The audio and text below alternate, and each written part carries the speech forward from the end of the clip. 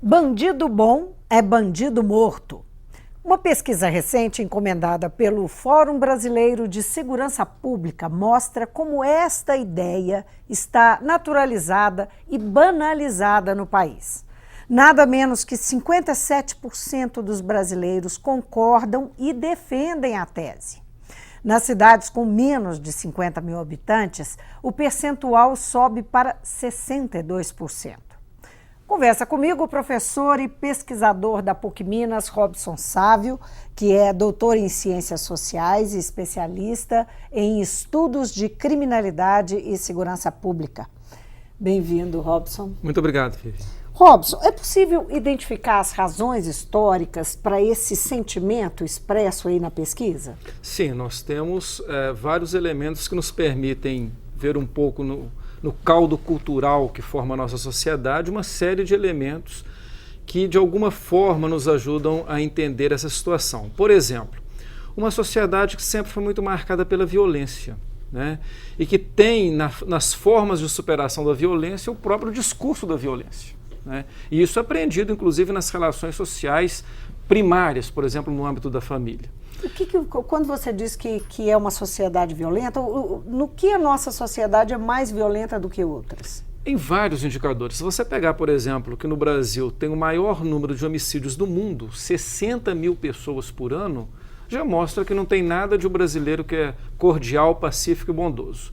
Se você pegar, por exemplo, as taxas e os números absolutos de estupro contra mulheres, é uma coisa absurda. Se nós pegarmos, por exemplo, a violência estatal, caracterizada, por exemplo, na ação policial, é a polícia mais violenta que mais mata no mundo. Se você pegar em relações profissionais, né, indicadores, por exemplo, de acidentes de trabalho, né, ou indicadores de violência contra criança e adolescente, nós estamos em rankings internacionais nos primeiros locais. Ou seja, existe uma série de elementos que mostra que a nossa sociedade é extremamente violenta. E aí, qual que é a primeira questão? A ideia de que para combater a violência, para superar esse estado de coisas, somente com mais violência, com mais força, com mais polícia, com mais lei, com mais prisões e, no limite, com a morte do outro.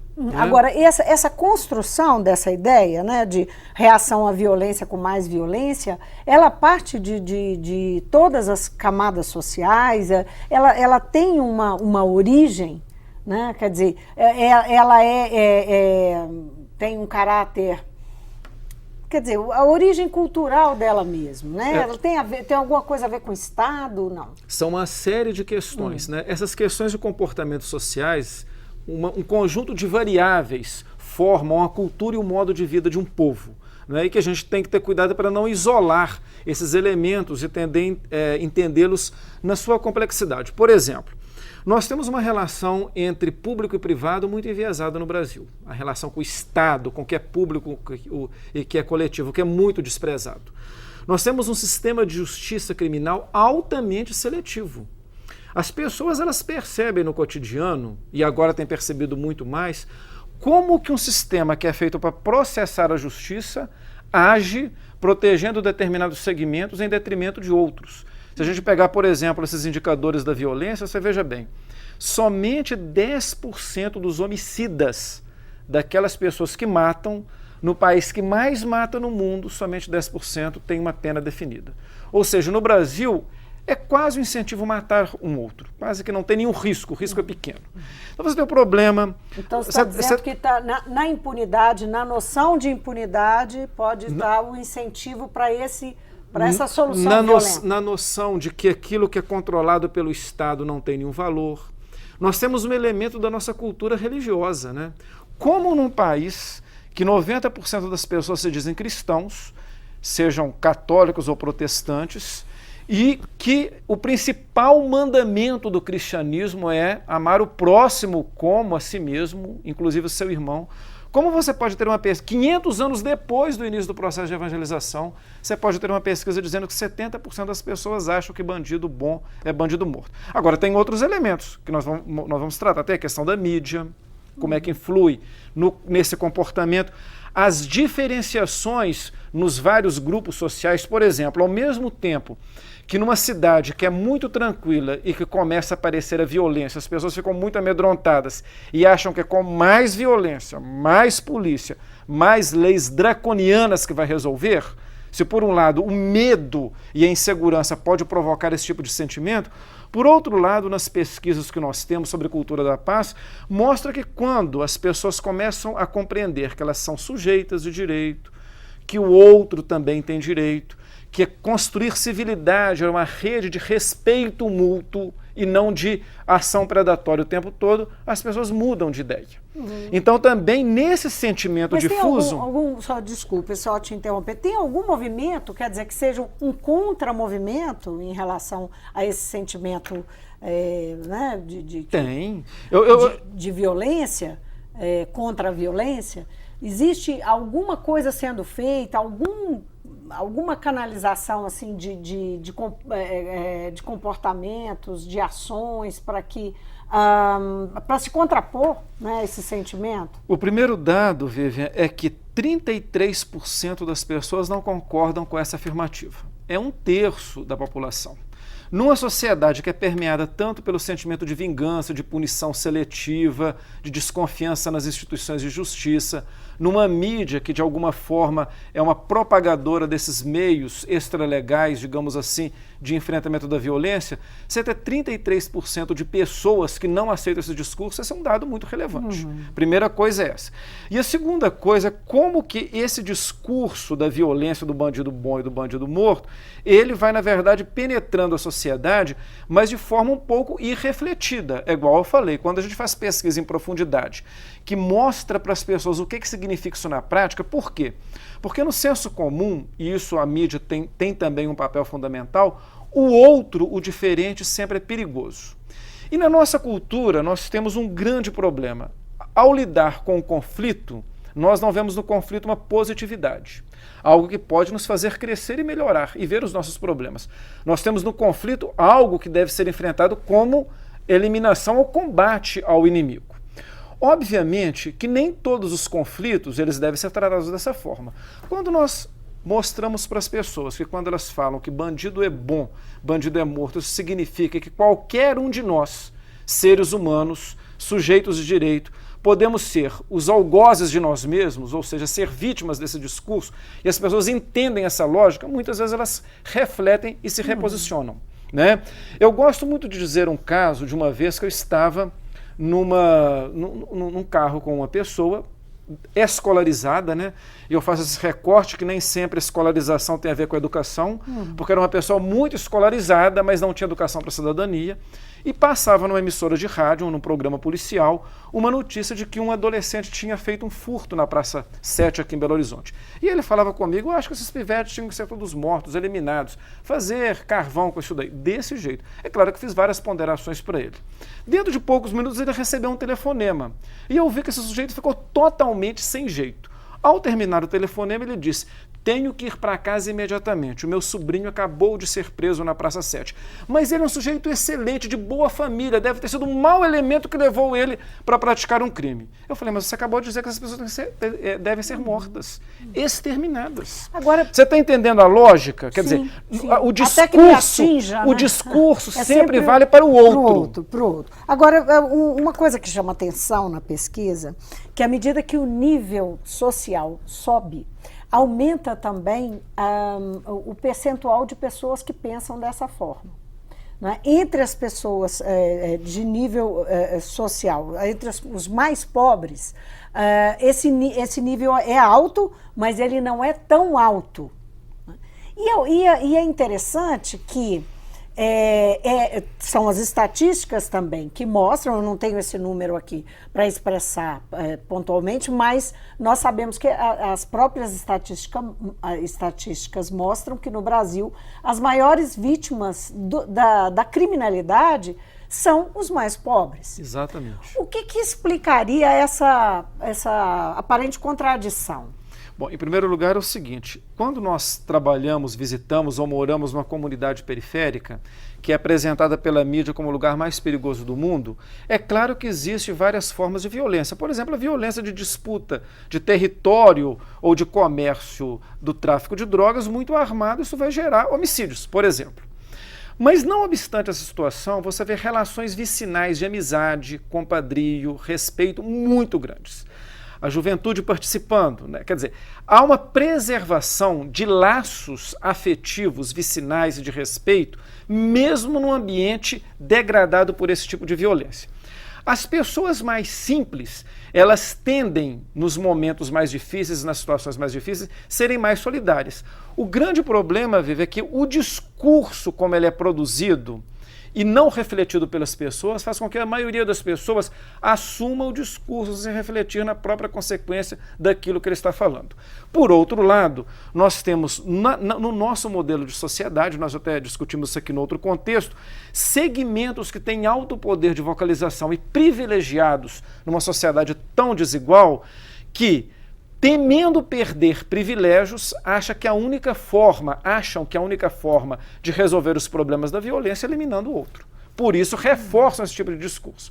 Então, quando você soma todos esses elementos, a questão do desrespeito às instituições do Estado, a questão da seletividade, do desrespeito à justiça, uma polícia que não sabe mediar conflito, que muitas vezes é provocadora do próprio conflito, uma mídia que sempre pauta que as pessoas devem o tempo todo estar disputando, né, os programas policialescos, muitas vezes com essa visão, né, as pessoas numa cultura que são estimuladas a entrarem em competição o tempo todo, e na nossa cultura competição significa eliminar o outro e não convergir com o outro no sentido de melhorar. Quando você soma todos esses elementos, o que acaba formando uma espécie de imaginário coletivo? Todas aquelas pessoas que são rotuladas como bandidos devem ser eliminadas. Agora vamos ver, quem é que rotula os bandidos e em que circunstâncias? Por exemplo, hoje as pessoas chamam todos os políticos de bandido. Os políticos que defendem as leis draconianas contra bandidos são hoje chamados de bandidos. Como é que nós resolveríamos essa equação, então? Nós eliminaríamos todas as pessoas, não ficaria nem... O sujeito da classe média, que fala o tempo todo em eliminar bandido, se você for ver lá, ele só nega imposto. Entendeu como é que é? É bandido também. Ele também não deixa de ser um bandido. Então, não é a cultura, digamos assim, de transformar o outro num bode expiatório para expurgá-lo e para que eu possa me salvar e o meu grupo, é uma cultura que ela é pré-civilizatória e que nós ainda, em certa medida, não conseguimos superar. Só para a gente clarear mais ainda essa sua análise. Quais seriam os significados, se você pudesse definir de forma simples, quais seriam os significados políticos e sociais dessa expressão, né? Bandido bom é bandido bom. No campo social, uma luta fratricida entre as pessoas, né? Um descrédito totalmente no sistema de justiça que faz com que as pessoas, inclusive, façam justiça com as próprias mãos. Né? O número de linchamentos no Brasil tem aumentado. Uma erosão, digamos assim, dos laços sociais, porque as pessoas não acreditam nem no vizinho, mas também nem na justiça, nem no Estado, né? Corroendo os laços de solidariedade, fazendo que todos nós nos tornemos um pouco aquela teoria robesiana, sendo lobo do próprio, né? Homem, lobo do próprio homem.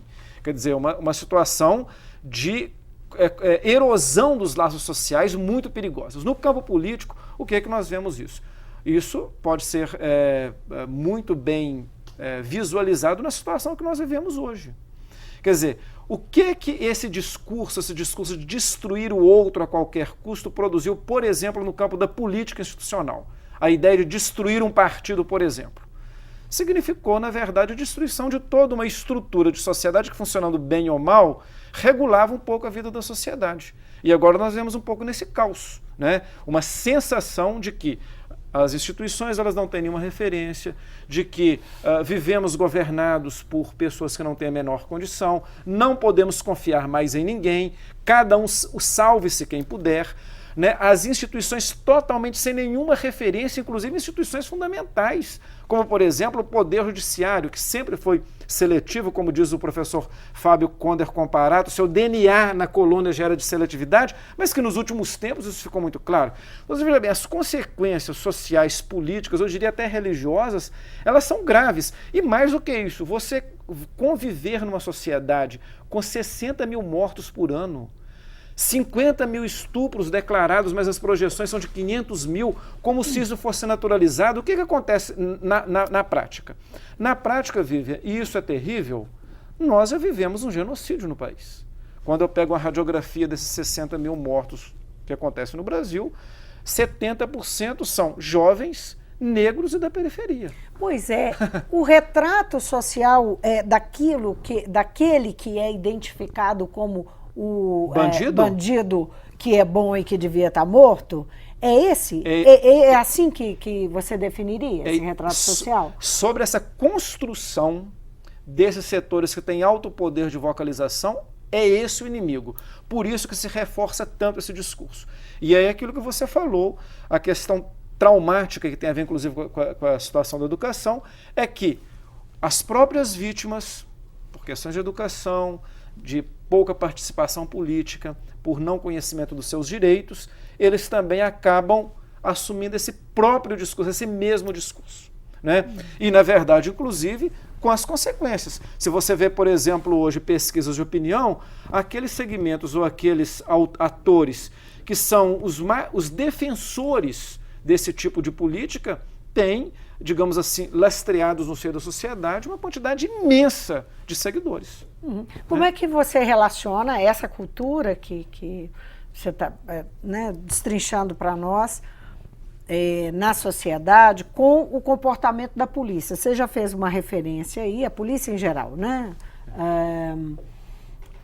A polícia é parte só da sociedade ou a polícia também expressa de uma forma mais evidente esse sentimento?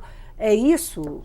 Você diria que tem essa relação? Esse tema é muito importante, porque a primeira questão nesse tipo de discurso é criar uma dicotomia entre a polícia e os outros cidadãos.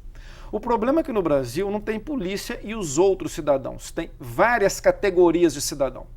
Existem cidadãos e subcidadãos. Então a primeira coisa que não aparece é isso, porque parece que o grande problema é assim, a polícia é do bem, o cidadão do mal tem que ser eliminado. Mas não existe o cidadão do mal, existem cidadãos e subcidadanias. O problema é que a polícia, em toda a sociedade democrática, ela é fundamental, né? Ela, inclusive, existe, entre outros motivos, para que as racionalidades individuais não se sobreponham em relação às racionalidades públicas ou coletivas, que o bem comum seja apropriado por todos e não por alguns. A polícia é um órgão, não de governo, mas de Estado, para regular a sociedade. Por isso, inclusive, que a polícia cabe o uso exclusivo da arma e até do uso da arma de fogo, né? Agora, o que acontece no Brasil? Desde sempre, o nosso modelo de policiamento, isso é claro que foi reforçado na ditadura, mas não somente, a minha tese de doutorado é até sobre isso, desde sempre, a polícia no Brasil, ela esteve muito acoplada a interesses de determinados segmentos e para atuar muito na perspectiva patrimonial, de defender patrimônio, e nunca foi uma polícia cidadã. E eu estou falando da polícia civil e das polícias civis e das polícias militares. Eu não estou falando somente das polícias militares, das civis também. O ethos da nossa atividade policial é um ethos de proteção de um determinado segmento econômico e da sua propriedade em detrimento dos demais cidadãos. Ora, isso faz com que a polícia, na relação com o cidadão, eu detesto essa expressão cidadão comum, né, porque parece que existe um cidadão comum e o outro incomum. Com o cidadão do cotidiano, muitas vezes ela reproduz aquilo que os segmentos que têm grande poder de vocalização definem o que é ser polícia. Ou seja, ao invés da ação policial ser através de o que é ser polícia numa sociedade democrática, é o que esse segmento, que tem grande poder de vocalização e político, define o que é ser polícia. E isso produz o quê? Uma polícia altamente violenta e discricionária. Olha para você ver, a gente não precisa falar só na letalidade, não. Olha como que a polícia, vamos pegar um elemento dos últimos anos no Brasil. Isso é tão evidente que só uma pessoa com má fé não analisa. Você tem dois tipos de manifestações no país. Uma manifestação que é feita pela classe média, pela burguesia, que tem a polícia protegendo, que a polícia está lá para fazer selfie com o policial, ela está lá para guardar. E tem uma outra manifestação na mesma sociedade que está exigindo outro tipo de direito, de Estado, de política, e a ação da polícia é totalmente diferenciada, é naturalmente violenta. Ora, isso fica evidente de que, na verdade... Os que discordam da sua tese, só que eu não podia deixar de dizer, mas os que discordariam da sua tese diriam que é porque a manifestação daqueles que estão questionando o status quo é mais violenta. Mas acontece que a gente tem que definir, então a primeira questão seria definir o que é violência, né? Violência, por exemplo, é uma pessoa que eventualmente chuta ou quebra um vidro de uma loja, ou a violência, por exemplo, é de uma pessoa que comporta muito bem uma determinada passeata, mas que nós sabemos que no cotidiano ela causa um mal enorme para a sociedade. A mídia participa da construção desse sentimento? A mídia, no Brasil, e eu já fiz alguns estudos nesse sentido, fazendo estudos comparativos com outros países, eu diria que a mídia é uma das formas mais contundentes de propagação e de exaltação da violência no país. A mídia tem um papel fundamental, né? E, inclusive, né, a gente tem visto isso muito recentemente, porque tem a ver também com esse sentimento de ódio que tem, né, cada vez mais aparecido no cenário da nossa sociedade, como que isso tem, né, na mídia um veículo de promoção. Mas veja bem, no nosso país, nós ainda temos, principalmente na televisão, um veículo que ele é formador de mentes e de corações. Eu digo de mentes e de corações, porque as pessoas repetem sem pensar o que é dito, mas elas sentem que é isso que é certo, né? E isso é muito forte na nossa cultura. E aqui, Vivi, eu não estou falando somente dos programas policialescos, não. Que em países, digamos assim, que o nível de cidadania mais avançado, eles seriam impensáveis, né? Eu lembro, por exemplo, de um programa na Itália, de uma emissora de televisão local, em Monte Carlo, que ele simplesmente pelo fato de ter colocado uma adolescente que tinha sido detido, a emissora foi suspensa 24 horas de programação e ninguém questionou, nem a própria emissora, né? Pela condição que foi exposta àquela pessoa. É um tribunal. Olha para você ver o que acontece no cotidiano da nossa televisão, né? Então, nós temos formas de comunicação, mas eu não estou falando somente dos programas, dos jornais, não. Estou falando, por exemplo, das novelas. Como que é apresentado nas novelas, que forma tanta cultura brasileira, a figura, por exemplo, dos poderosos, dos policiais, dos bandidos, quem são os bandidos e como eles agem, como que a sociedade, aqueles grupos sociais, eles vão se compondo nessas tramas narrativas para naturalizar certos comportamentos e exacerbar outros tantos. Recentemente, um programa de manhã voltado para o público feminino, numa grande emissora de televisão, quis, na verdade, fazer uma enquete induzindo, né, um tratamento diferenciado que deveria ser dado entre um policial e uma pessoa que cometeu um crime. Quer dizer, na verdade, colocando, né, incentivando as pessoas a meio que aprovar um linchamento coletivo e respaldar. E o resultado foi outro. O resultado foi o outro esperado, mostrando, inclusive, como que as pessoas elas não conseguem perceber que o tratamento republicano, correto, legal, deveria ser dado para ambos os cidadãos. Isso que garantiria, né?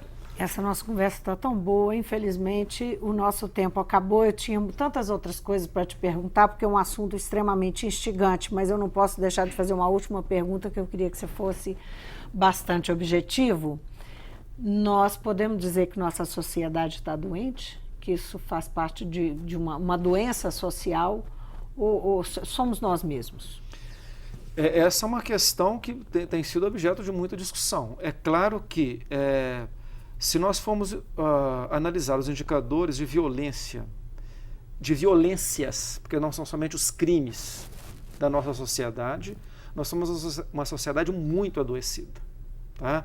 E que tudo que foi feito até agora, em termos de educação religiosa, educação formal, cultura política, não foi suficiente para que nós saíssemos daquele modelo de uma sociedade cultivar colonial. Direitos humanos, esses de uma sociedade conceitos. colonial, de que uns manda, outros obedecem, que uns podem mais, que a justiça ela tem que ser seletiva para proteger. Agora, a gente estava comentando aqui antes do programa, eu tenho visto nesse caldeirão de tantos problemas muitas frestas que podem significar novidades. Por exemplo, o papel dos grupos que sempre foram os mais violentados e segregados da nossa sociedade. Mulheres, jovens, comunidade LGBT, os idosos, que têm assumido protagonismos na cena política. Verdade. Isso pode ser uma construção e construção ao longo do tempo.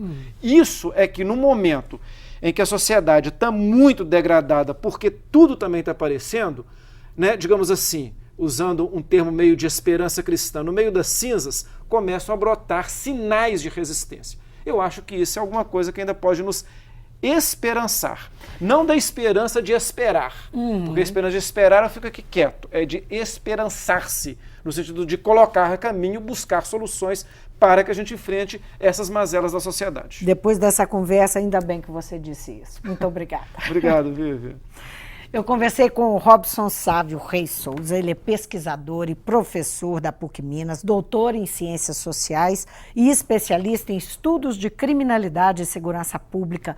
O nosso assunto aqui é porque existe um sentimento expresso na nossa cultura de violência contra o outro, que costuma estar muito expresso numa fala, presente banalizada, no discurso das pessoas, que bandido bom é bandido morto. O Mundo Político fica por aqui. Obrigada por nos acompanhar e até o próximo programa.